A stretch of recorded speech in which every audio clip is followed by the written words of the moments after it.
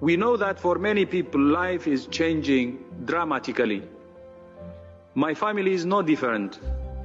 My daughter is now taking her classes online from home because her school is closed. For the rest of the world, that even the most severe situation can be turned around. But the experience of cities and countries that have pushed back this virus give hope and courage to the rest of the world. During this difficult time, it's important to continue looking after your physical and mental health. This will not only help you in the long term.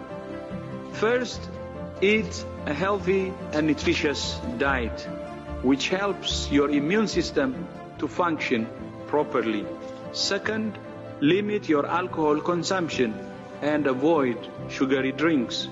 Third, don't smoke. Smoking can increase your risk of developing severe disease if you become infected with COVID-19. Fourth, exercise. WHO recommends 30 minutes of physical activity a day for adults and 1 hour a day for children. If your local or national guidelines allow it, go outside for a walk, a run or a ride, and keep a safe distance from others. If you can't leave the house, find an exercise video online, dance to music, do some yoga, or walk up and down the stairs.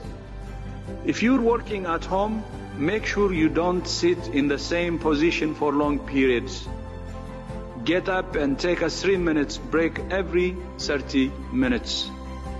Fifth, look after your mental health. It's normal to feel stressed, confused, and scared during a crisis. Talking to people you know and trust can help. Supporting other people in your community can help you as much as it does them. Check on neighbors, family, and friends. Compassion is a medicine. Listen to music, read a book, or play a game. And try not to read or watch too much news if it makes you anxious. Get your information from reliable sources once or twice a day.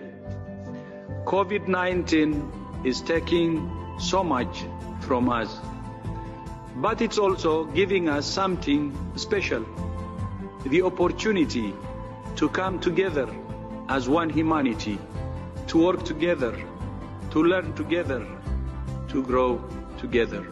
I thank you.